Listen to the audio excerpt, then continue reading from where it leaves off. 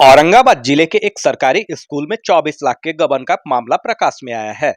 गजब तो ये हुआ कि पैसा निकालने के बाद कोई काम भी नहीं हुआ। दरअसल यह मामला औरंगाबाद के मदनपुर प्रखंड के वार स्थित राजकीय उच्च विद्यालय का है। मामले का खुलासा करते हुए विधानसभा चुनाव में रफीगंज से प्रत्याशी रहे लोजपा रामविलास के प्रदेश महासचिव प्रमोद सिंह ने आरोप लगाया है कि मदनपुर के वार के सरकारी हाई स्कूल के प्रभारी प्रधानाध्यापक रविंद्र कुमार ने स्कूल की 24 लाख की राशि का गबन किया है। कहा कि 10 लाख की राशि एक ईंट भट्ठा को दिया गया और शेष राशि की भी इसी फर्जी तरीके से निकासी कर ली गई है, जबकि स्कूल में काम के नाम पर एक ईंट तक नहीं जोड़ा गया है। उन्होंने कहा कि इस मामले को लेकर जब जिला शिक्षा पदाधिकारी से बात की तो उनके द्वारा भी कोई संतोषजनक जवाब नहीं दिया गया। इससे साफ जाहिर होता है कि इस बड़ी राशि के गबन में डीईओ की भी स्कूल के हेडमास्टर से मिली भगत है। एलजेपीआर नेता ने यह भी आरोप लगाया कि हेडमास्टर ने अपने स्कूल में मैट्रिक की परीक्षा देने वाले छात्रों का भी भविष्य खराब किया है। उसने मैट्रिक की प्रायोगिक परीक्षा में सही उत्तर देने के बावजूद पैसे नहीं मिलने को लेकर छात्रों को कम नंबर दिए हैं, जिससे स्टूडेंट का रिजल्ट खराब आया है। इस बात को स्कूल के विज्ञान शिक्षक ने भी स्वीकार किया है। शिक्षक ने कहा कि हेडमास्टर ने प्रैक्टिकल के नाम पर बच्चों से पैसे लेने को कहा था, लेकिन बच्चों ने पैसे नहीं दिए। इसके बावजूद उन्होंने बच्चों द्वारा दिए गए सही उत्तर के आधार पर सही अंक दिए, लेकिन उनके द्वारा बच्चों को दिए गए अंक की अनदेखी कर हेडमास्टर ने अपने से मनमाने अंक भरकर बिहार बोर्ड को भेज दिया, जिससे स्कूल के बच्चों का रिजल्ट खराब आया। कहा कि हेडमास्टर का मन बढ़ा हुआ है, वह पिछले 17 साल से भी इस स्कूल में बना हुआ है। उसका एक माह पहले ट्रांसफर भी हो गया है, लेकिन नए हेडमास्टर को वह प्रभार नहीं दे रहा है। वह मनमानी कर रहा है। मनमानी की शिकायत वे शिक्षा विभाग के अपर मुख्य सचिव एस सिद्धार्थ से भी करेंगे।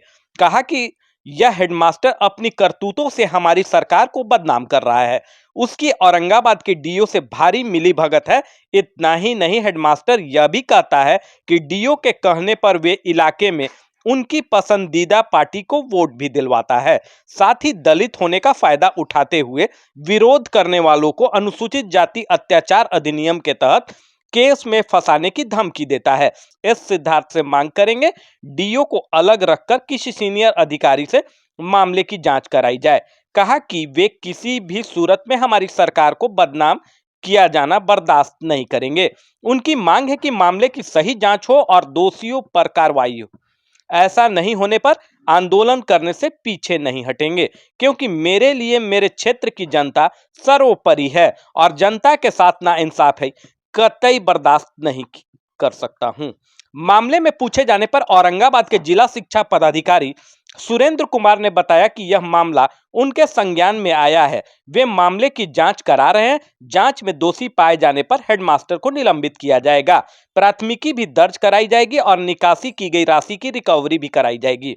उन्होंने एलजीपीआर नेता द्वारा खुद पर लगाए गए हेडमास्टर से मिली भगत के आरोपों पर कहा कि मैं कोई नेता नहीं हूं, इस कारण किसी नेता के आरोप पर कोई टीका टिप्पणी नहीं करूंगा।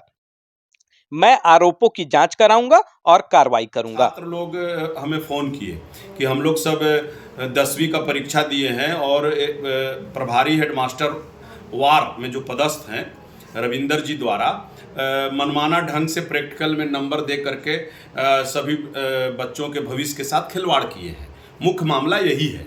जब हम वार हाई स्कूल पहुंचते हैं तो छात्र भी हमारे साथ वहाँ पहले से मौजूद थे। हम एचएम के कार्यालय में जाते हैं, वहाँ बैठते हैं, बातें होती है। तो वहाँ 2-3 बातें निकल के आया। पहला कि कॉपी जो प्रैक्टिकल का था, जो विभाग के शिक्षक थे जो नंबर दिए थे जांच करके, वो नंबर से नंबर नहीं दिया गया। दूसरा, जब उनसे पूछा गया कि ऐसा क्यों हुआ, तो हेडमास्टर कहते हैं कि पैसा का लेन देन हुआ इसलिए ऐसा हुआ। तो अब बोले कौन पैसा का लेन देन किया?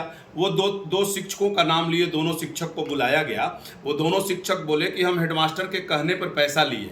फिर हेडमास्टर कहते हैं कि 28 तारीख तक न मेरे पास पैसा आया न कॉपी आया, इसके कारण से हम को जो लगा हम नंबर दे दिए सबको।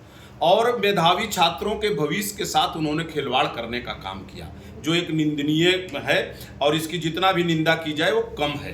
हेडमास्टर को इतना वहाँ पे अभिमान है, गरूर है कि मैं 17 साल से हूँ यहाँ पे, और मैं जब भी मेरा ट्रांसफ़र होता है, यहाँ के ग्रामीण और क्षेत्र के लोग आते हैं। भाई कौन आते हैं भाई, आपको यही सब कर्म करने के लिए ग्रामीण यहाँ रोकते हैं वार स्कूल में कि आप बच्चों का भविष्य खराब करो। लेकिन पता चला कि छात्रों द्वारा कि ये धमकी भी देते हैं छात्रों को कि हमारे खिलाफ यदि तुम लोग जाओगे या कोई कार्रवाई करवाओगे, किसी को बताओगे, तो हम तुम लोगों पर SC/ST एक्ट लगवाएंगे। और हमें किसके पास जाओगे, जो यहाँ का DO है वो उनका संरक्षण प्राप्त है। कारण उनके कहने पर हम क्षेत्र में गार्जियन से मिल करके अपने समाज के लोगों से उनके जहाँ से वो जिसको पसंद करते हैं उसको वोटिंग भी करवाता हूँ। ये तो बड़ा निंदनीय है कि एक शिक्षक वोट का भी प्रचार करे और बच्चों का भविष्य भी के साथ भी खिलवाड़ करे। तो कहीं ना कहीं से बड़ा पदाधिकारी जो DO है यहाँ औरंगाबाद, उनको उसको बरदहस्त प्राप्त है। और मैं DO से बात भी किया तो हमसे ढंग से बात नहीं किए, तो स्पष्ट होता है कि DO साहब भी इस मामले में इन्वॉल्व हैं।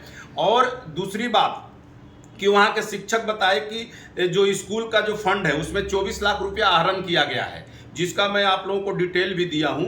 एक 10 लाख रुपया ईंट भट्ठे वाले को दिया गया है। 1 वर्ष से वहाँ कोई विकास का काम नहीं हुआ है। तो भाई जब विकास का काम नहीं हुआ तो सरकारी पैसा का दोहन कैसे हुआ, और ये बड़े अधिकारी के नॉलेज में है कि नहीं, ये तो पूछने का विषय है। इसलिए मैं आप लोगों को आनन फानन में अपना आज PC कर रहा हूँ कि इससे हम लोग सरकार में हैं, इस सरकार की बदनामी हो रही है। हमारी सरकार जीरो टॉलरेंस पर काम करती है। और आज जो शिक्षा विभाग में सुधार हुआ है, तो मैं आप लोग के माध्यम से मुख्य सचिव महोदय तक भी बात पहुंचाऊंगा, लिखित में भी दूंगा। और DO से भी मैं टेलीफोनिक बात किया, लेकिन संतुष्ट नहीं हूं। तो हमें लगता है कि जिला में वार ही नहीं और स्कूलों में जांच कराई जाए तो बहुत बड़ा भ्रष्टाचार निकलेगा। कारण ये DO साहब सब जगह इन्वॉल्व हैं। और ये जो वार में छात्रों के साथ 10वीं जो पास किए उनके साथ जो हेडमास्टर द्वारा बदनीयती से जो उनको पास मार्क्स दे करके उनको रोकने का काम हुआ, इसका मैं घोर निंदा करता हूं। और मैं छात्रों के साथ खड़ा हूं और अभी तो PC किया हूं, लिखित में भी शिकायत करूंगा।